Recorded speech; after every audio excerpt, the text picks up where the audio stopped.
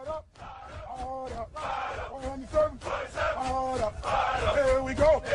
On the road. 127.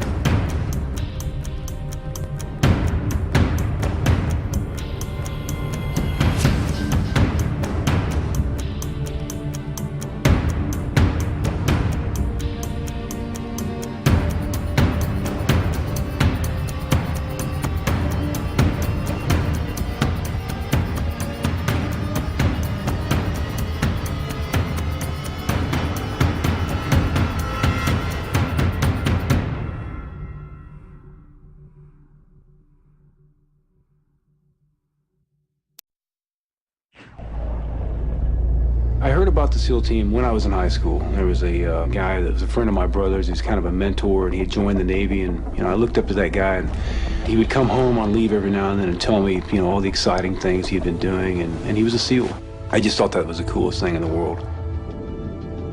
Right when you get to BUD/S to be a SEAL, one of the first things you see is this round sign that says the only easy day was yesterday, which really paints the picture of every day in training is so hard that it's pretty clear the only easy day was yesterday. But going through that training gave me the confidence to make it through. A lot of guys say you're at the tip of the spear, and we're at the very front of this thing, driving in whatever direction we're going. So I'm really, really fortunate to be a part of that. I want to enjoy life every minute. When I get up in the morning, I want to go. I want to get out there and live my life. I'm in that process right now, looking at where am I going to go next. I tell, hey, I'm ready. I just did an Ironman. I'm ready to put the gear on and hit it again. I'll use another race or a smaller race to implement a training day of all those events. Or some of us will just get together and we'll do, like a 2-mile swim, jump out, get on the bikes, do a 60-mile bike ride, and get off the bikes and do 10, 12-mile run. And that'll be like an all-three training day. But rarely will I do that, maybe once every 2 or 3 weeks. If I look at an event, I control my training and control my diet and control as much as I can. And when I get there, then I've done what I could. So I'm training to stay ahead of all these young guys and to show them how this is a lifestyle and how you can do this for so many years and still, maintain being physically harder, mentally tougher than most of these 18, 19-year-old guys. And there's nothing more exhilarating than looking back and seeing 25% of those guys are with you and the other guys are back, way back, because they can't keep up with the 42-year-old Master Chief. I want to be up there in front. I want to be in the front of the pack. I want to be in the top 10 if I can be, or, the top, I obviously love to win. So that's why I train. I want to be up there in the front. I have to have something else to replace that energy and drive and that level of excitement that I'm always pursuing, or that kind of pursuit of excellence. And the only thing I try to project that towards is getting across that finish line.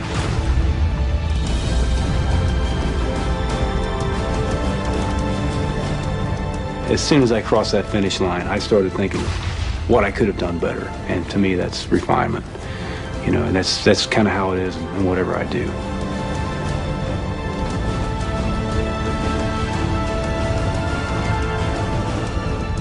I feel a great sense of having a purposeful life. I'm very, very fortunate to be a part of that. Paul Tharp, United States Navy.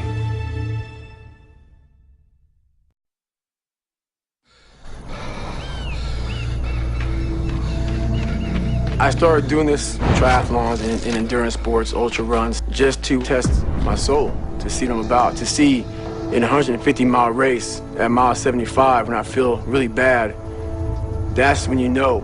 That's the only time you can find out what the human body is all about, what you're made of, to find out limits to myself, limits to the human soul. And every day I'm trying to see if I have limits.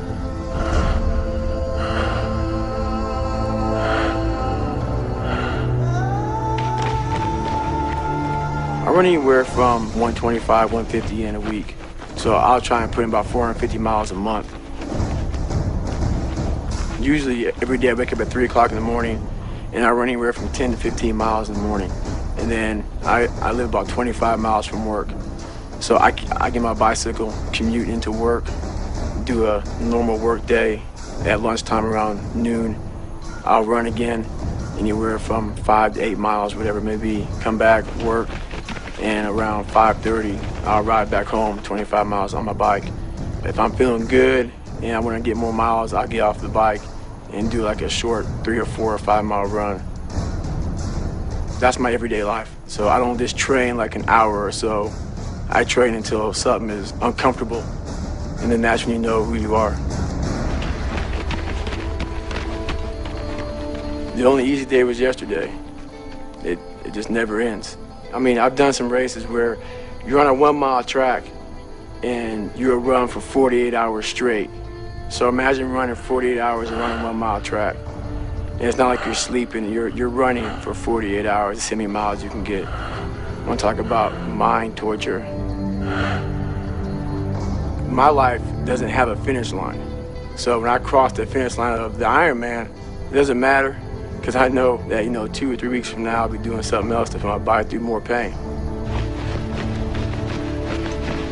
I believe, everything I try to do is kind of defined by excellence, but I don't think I ever reach excellence myself, because I have my standards of my life are really high. So I don't think I ever reach it, but I try to every day.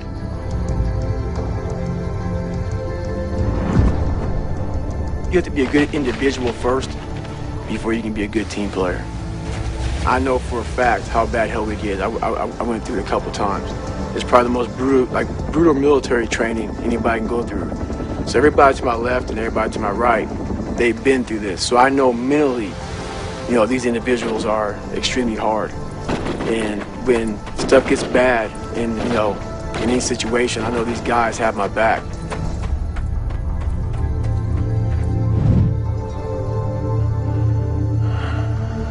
I've done a lot.